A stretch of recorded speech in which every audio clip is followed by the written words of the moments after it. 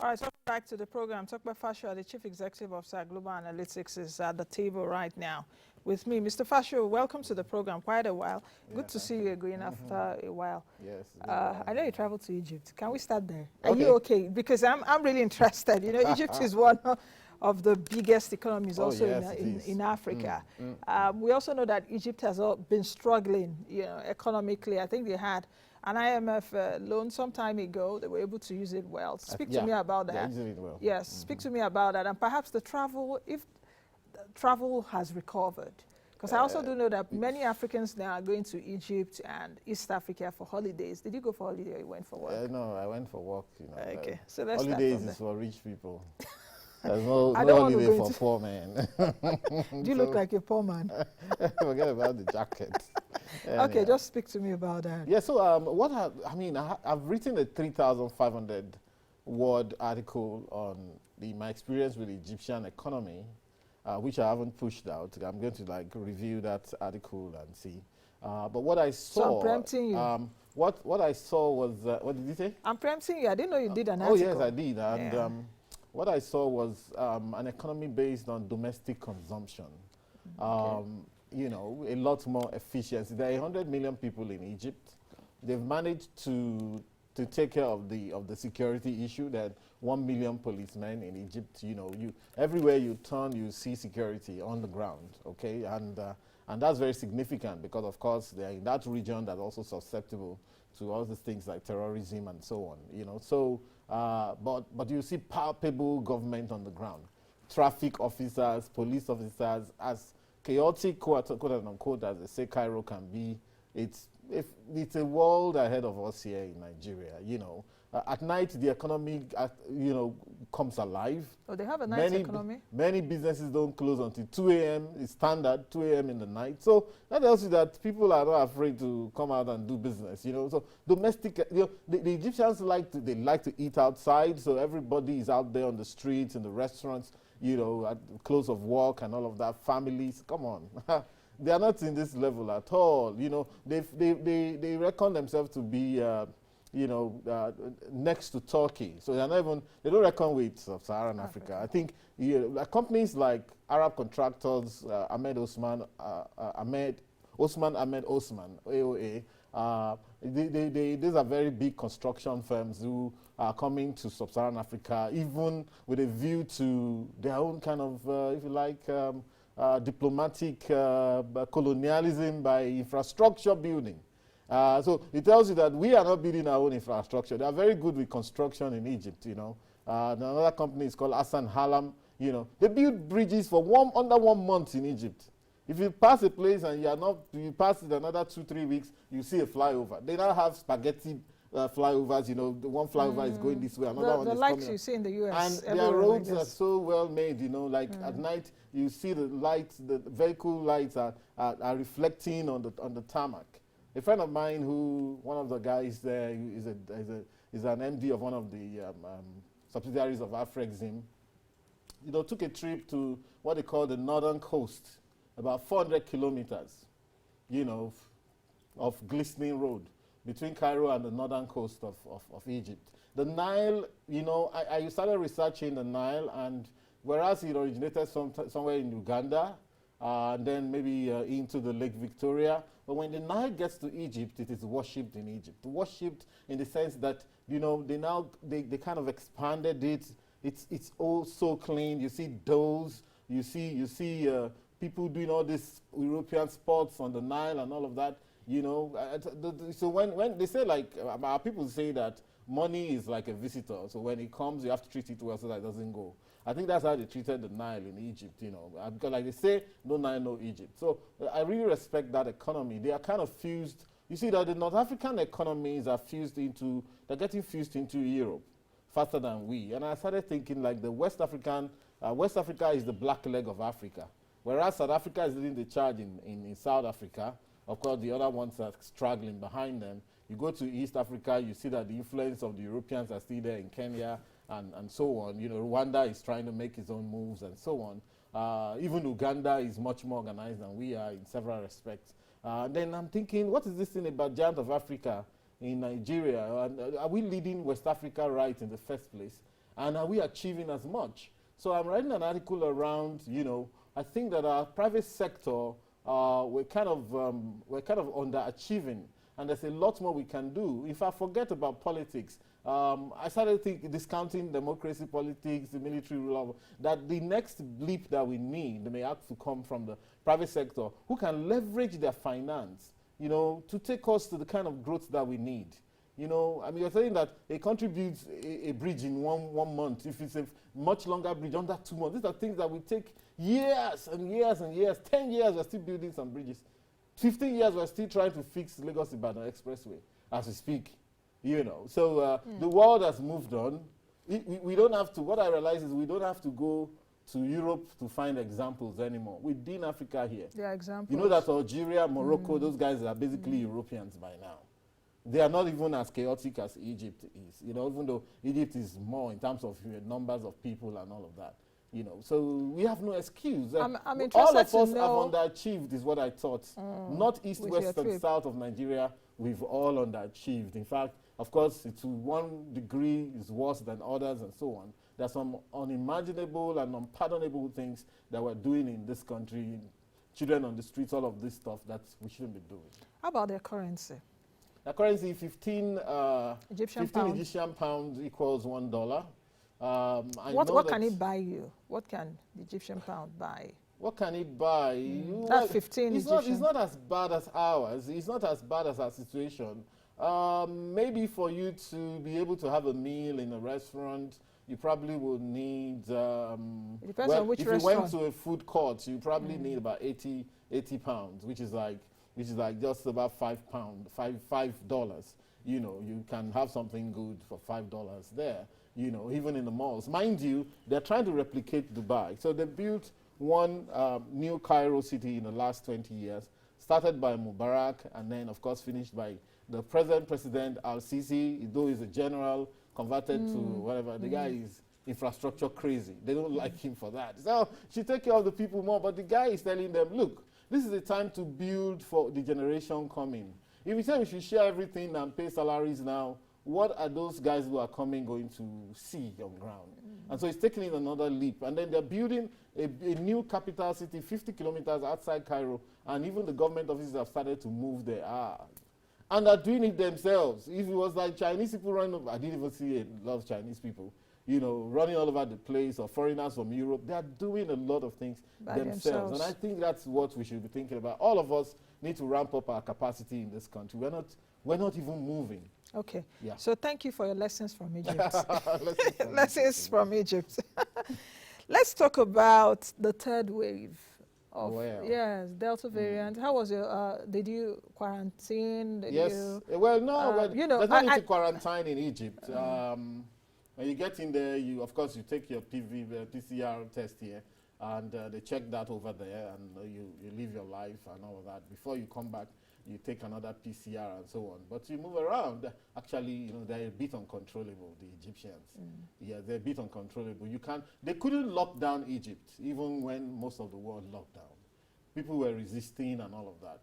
Of course, there's a bit of skepticism in that region, but they are managing. Of course, I think they've tried to, I don't know what numbers they have vaccinated now, but it's not a big issue for them, and they're not having a wave. Do you think it's a big issue for us? Because even just yesterday, over 400 cases, the Delta variant, will it really complicate our economic recovery we have started? We try not to make it do that, because, of course, I've seen that maybe by next week there'll be the second wave, the second set of vaccinations, which is great for us. The more we're able to show this, I was reading something yesterday when IMF said that Nigeria's economy will grow at not more than 2.5% this year. Of course, they said that some of this is predicated on our inability to get people vaccinated. I think as many people as want to be vaccinated should be vaccinated, so that at least we have no excuse but to pursue growth. We need to really grow. 400 and something numbers is not particularly a very alarming number for daily cases. 2 deaths, I think, yesterday or 2 days before, and about 27 deaths in about 2 weeks is what I've seen. Other countries are having it a lot worse than us, and there are other things that kill people faster than that in this country: malaria, what There's have a you. cholera However, outbreak too. cholera Over epidemic. 800 Yeah, however, or it's so not, yeah, but cases. this one is there. Of course, the COVID is real. We need to guard ourselves against it. Of course, I have my own theories and thinking around that.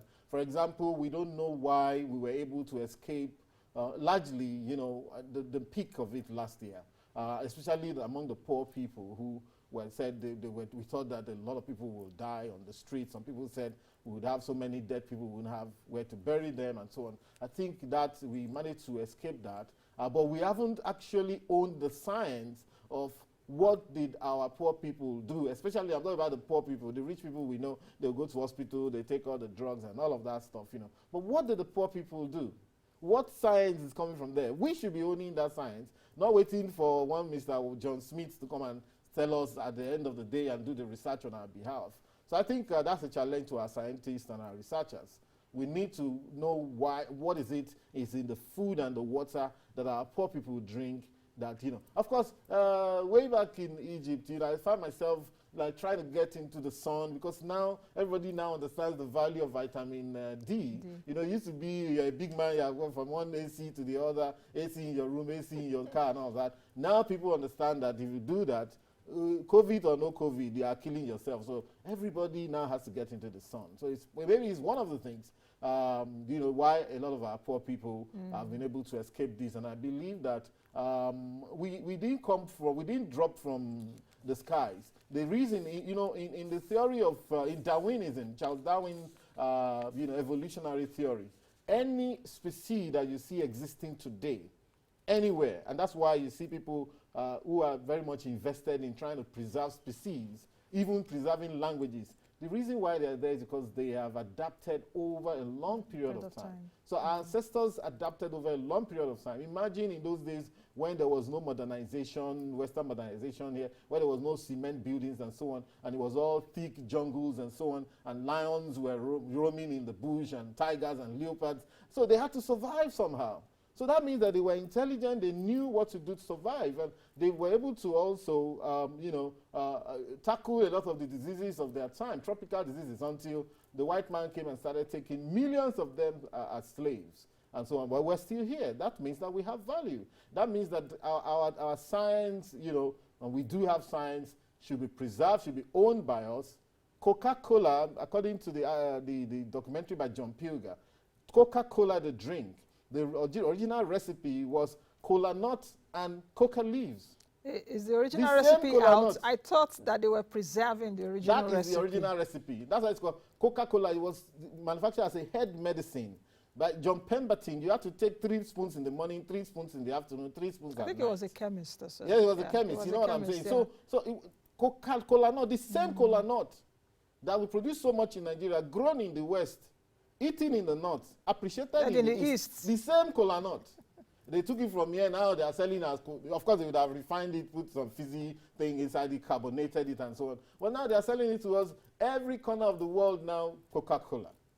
Billions of people are drinking Coca-Cola on a daily basis. We should own some of these things. We should, look, I realize that what we need is we don't have philosophers anymore. I'm probably not qualified to be one, but I think like one. Nigeria is we're so short of philosophers, thinkers, people who can say this is where we need to be going. Politics may not give us that platform. We tried, but we can't rest on our oars. For anybody that can think for their people, for the people of this country, beyond even the Africans anywhere they are, we need them on ground. Philosophers at this moment are much more important than economists, than politicians and all these other guys that are running around the space. People would argue with you, but let's go to another issue. Let them argue if they want. Let's go to another issue. The issue of the River State. I don't know if you saw that. I saw that, yeah. Yes, the court yesterday did say that FIRS is not empowered to collect VAT and personal income tax in River State. What do you think? And we must say, okay, the VAT, federal government collects 15% of it. 5% goes to both local government and state. So what do you think? Is this a shift? Well, first of all, and we're talking about federalism. Yes, it's a federal high court judgment, which of course will be appealed to appeal court, to Supreme Court before the federal government will hands off. This is a major issue. The Justice Stephen Pam, gave a very activist judgment yesterday, which will be reverberating in government circles as we speak. Because as on that yesterday, the idea is that, of course, you can subject to appeal. The idea is that FRS cannot function in that state. But if you look, I looked at his judgment, and he said that what the federal government can do is subject to only item 59 and 58 and 59 of the famous exclusive list, which item 59 says taxation of incomes, profit, and gains, except otherwise prescribed by this constitution. And I think 58 is stamp duty. So, and he said that the federal government can only take income, profits, and capital gains. But then he now says that you cannot, that if the federal government has no jurisdiction over withholding taxes, education taxes, VAT, and of course PIT, personal income taxes, in Rivers State and in fact anywhere in the country. Now, so you now ask yourself, is VAT not part of income? Okay? Is VAT not part of income?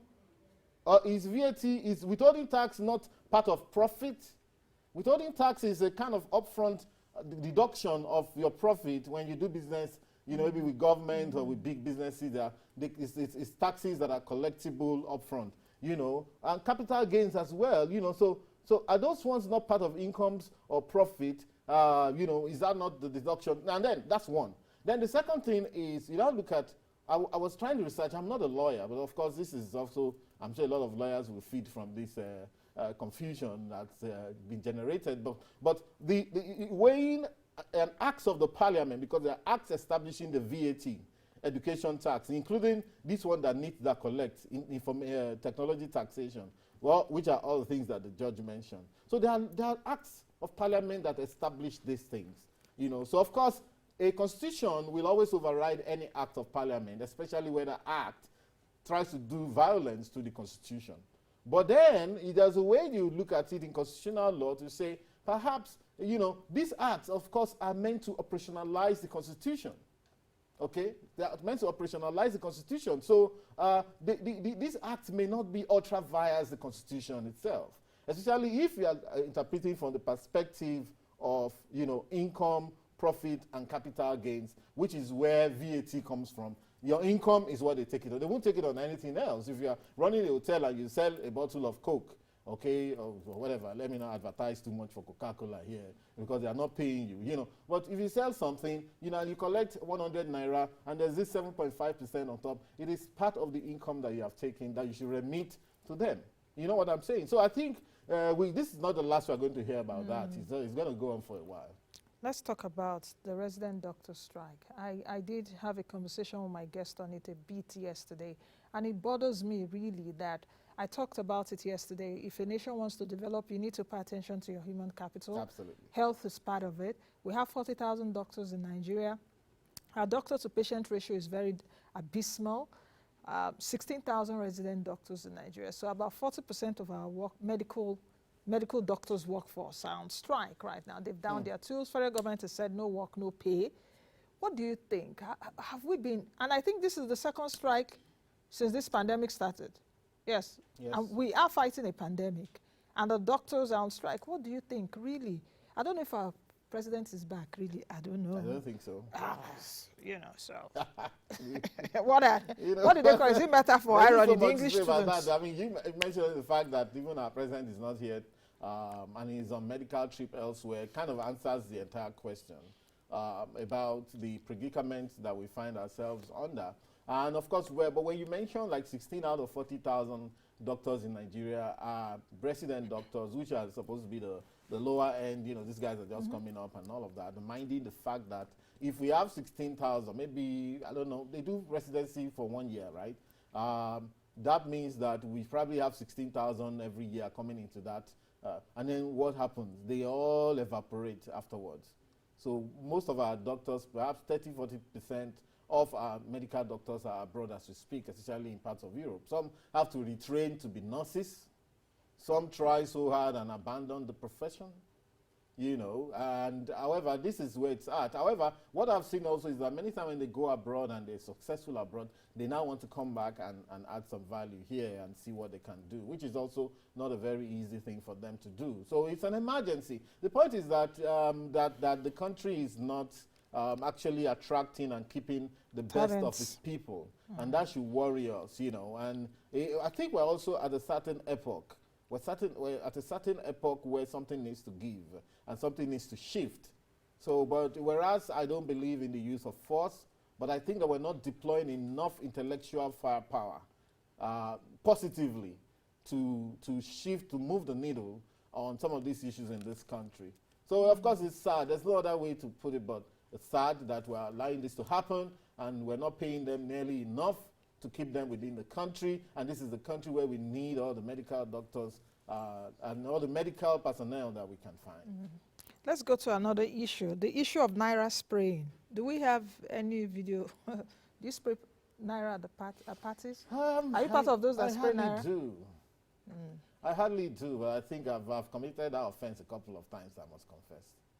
You know, yeah, I wouldn't, before somebody will come out with a video where I'm doing that, you know, but yeah, well, you know, I don't know where that thing came from, but of course, some of what we see here, in fact, I try not to be an odd man out and you know, a party pooper, really. What I see myself doing is, if I'm spraying, I'm making sure someone is picking it immediately. But I'm not much of a party goer, party freak, really.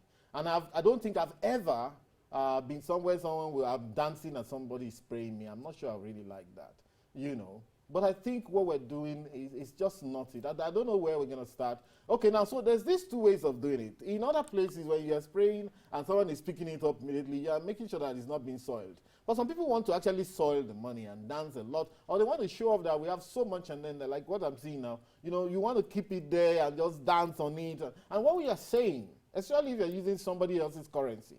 Okay, Nigeria, let Nigeria sort this problem out. But when you're using someone else's currency, it is disrespect. Which someone else's currency? If you are dancing on the face of Benjamin Franklin. The dollar? Yes. Of course, very people can spray $100, but you know, Abraham Lincoln. But let's start from home. Let's start from home. You shouldn't dance on the Naira. I'm trying to break it down. That look, how would I feel as an American? You are defacing it. And America is sitting on top of the world as we speak today. You know, I was watching the Olympics, and at some point China was leading them till the last moment. America managed to get 38 gold to China's 37. And I was telling people, I say, sports is war by other means. Respect that country, because that country can mess you up in a jiffy, all right? Now, what gives you the right to look? Because I'm saying that because remember that this financial system that we run, was a colonial imposition. We got it from somewhere. Before now, maybe you'll be spraying your cowries. Nobody will care about your cowries or your Manila or whatever it is. Mr. Fasua, we're talking about spraying. There's no Obafemi Awolowo now. Spraying Clement Isong. Spraying and the likes of them. Yes. Ladikwali, yes. Whoever's name is, face is there. It is disrespect for you to dance on that. See, okay, maybe we should break it down. There's nothing too wrong about spraying money per se.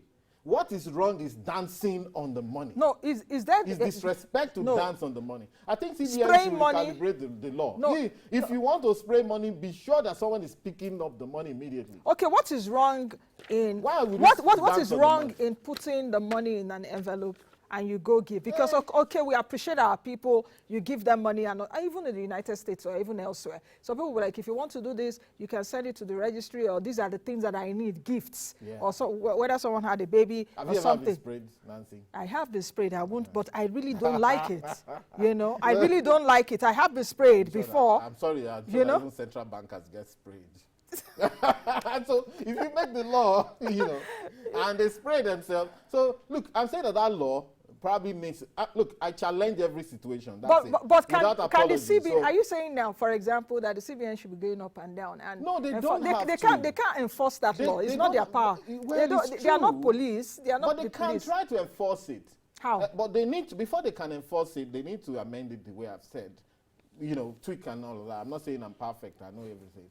But there's nothing wrong if you want to put money on your head and say, Nancy, you're worth so much to me. This 1,000 naira, stick it on your head, right? But what is wrong is to have so much of that money on the ground and you're stamping on it, and I know. You Okay, soil it. how about what I soil was it. saying, Mr. Fasua? Can you Because put those that in things an cost money envelope, to for do. example, You and know, I listen, go that's and culture, I, do you, really. or You know, this you're is a- seated and somebody just sprays you the money and you just take and it you and, take it and put it in keep, your pocket, yes, which is yes. better. You know, but the point being that, you know, like... Or not spray at all. This is, it's a culture. See, some negative cultures have evolved in Nigeria. Okay, so, of course, you see, and again, let me say this, all right? So, people who believe that they need to spend and show that they have the money are usually people who never thought they would get to where they need to get. That's it, you know. So when they get to that point, and so this is so much money. Some people may disagree with you. People like our friend Osh Poppy, that well, you are making that much money and you're showing it off, and you know they are doing illegal business. It can only be because he never thought he could make that kind of money in his life. My own background, and I'm writing my autobiography right now, you know, is that, you know, I never believed there was anything I couldn't achieve for good. That's why I ran for president. You know, so what money will you give me that will trip me and then I'll start to go gaga and then want to show the world that I have the money in this environment? You know, so there's this admixture of our contemporary history and our social psychology, how we have developed.